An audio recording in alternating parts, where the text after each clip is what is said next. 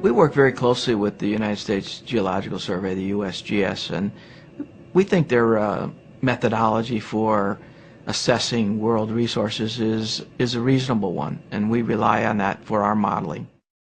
Channel 4 News has been told by a top Saudi oil industry insider that the American government's forecast for future oil supplies is a dangerous overestimate. On a rare interview, the man that's just retired as head of exploration at Aramco, that's the Saudi state oil giant, he's told us that the estimates from the US government energy think tank, that's the EIA, they're simply too high. Here he is. They're not only overestimating the Middle East, but they overestimate non-OPEC. They overestimate Russia. They overestimate the whole global resource base. And I think this is a rather dangerous situation for the U.S. government policy to be based on.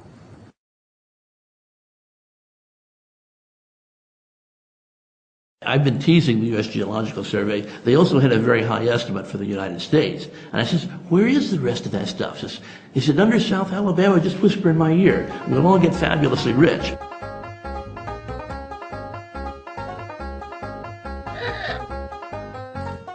An email has leaked out from the director of the U.S. Geological Survey to the teams making the estimates saying, it's important that we have big estimates because that'll encourage people to go out and find more oil.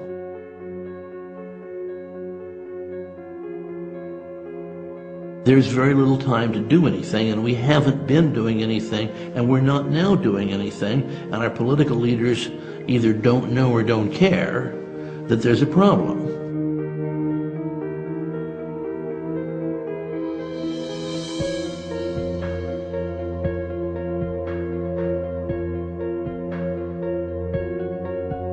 Back in the late 1980s, OPEC made a rule change which said that member countries could extract and export oil proportionally to their stated reserves. Now, this instantly provided an incentive to member countries to overstate their reserves because they wanted to extract and export as much oil as they could in order to earn foreign exchange income.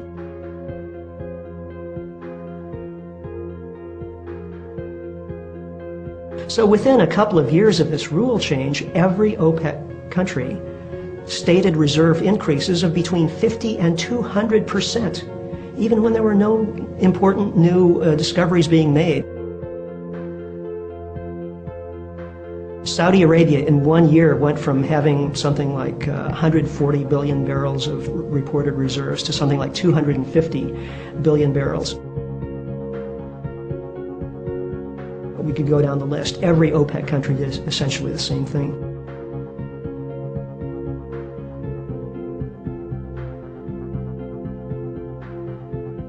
Now, a lot of people assume when they read in the New York Times or Newsweek magazine or someplace that Saudi Arabia has 256 billion barrels of proven reserves, that this is a figure that's somehow monitored by some independent international agency. Maybe there's a global oil cop with a big dipstick that goes around and checks once a year just to see, how much is in the tank.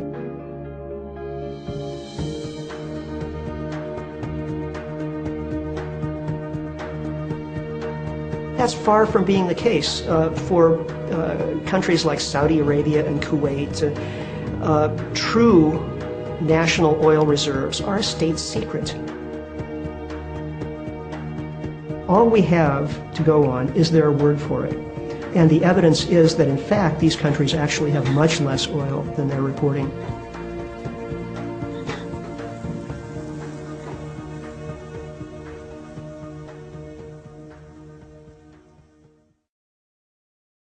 We are moving from cheap, abundant oil to expensive, scarce oil. And we absolutely are, with technology, without technology, where the peak is, where the peak is not. And that change is a major change in the industrial history of the world. And that change is going to be huge.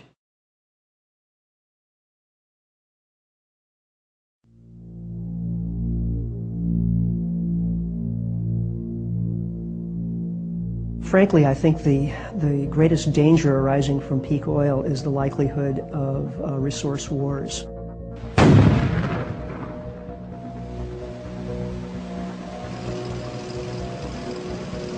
Is there possibility of conflict? Absolutely. Is it possible that in an oil exporting region, the United States would end up aiding one force and the Chinese another because there's oil there? Absolutely, an absolute possibility in the future.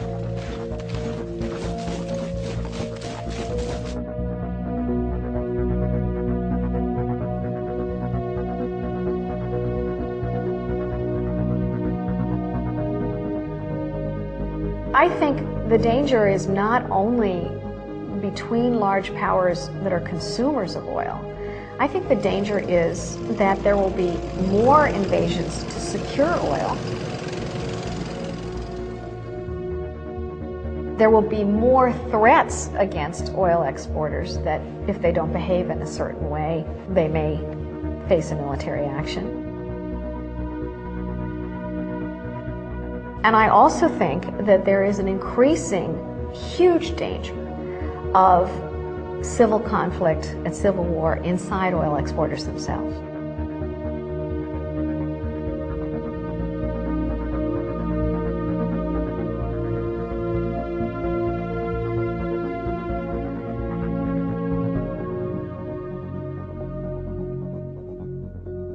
The biggest worry is that the whole world economy will go into a nosedive. And that's a very serious proposition.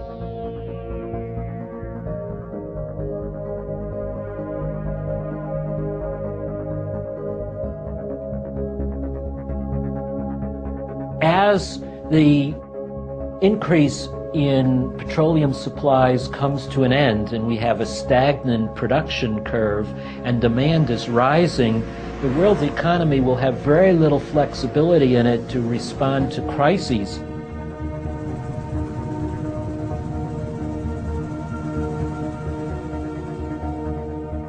It's very difficult to overemphasize how fragile the supply-demand balance is.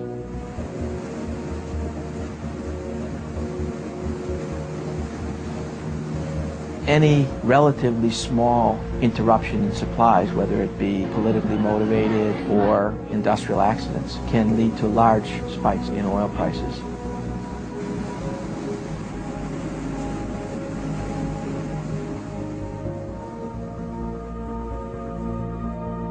I think a prolonged global recession with high prices and a lot of insecurity is going to lead to political instability as well as economic instability.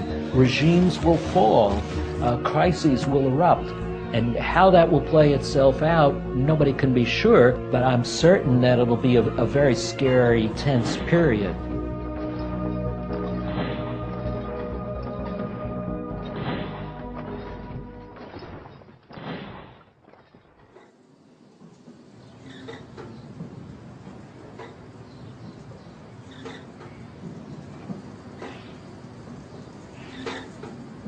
As oil becomes more valuable and scarce, I think it's overwhelmingly likely that the oil companies will look for it absolutely anywhere that it can possibly be found.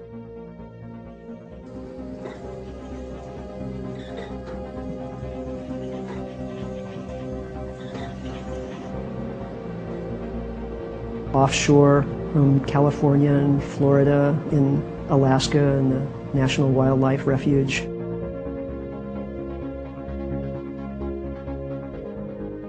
In South America, I don't think at any place is really off limits, ultimately.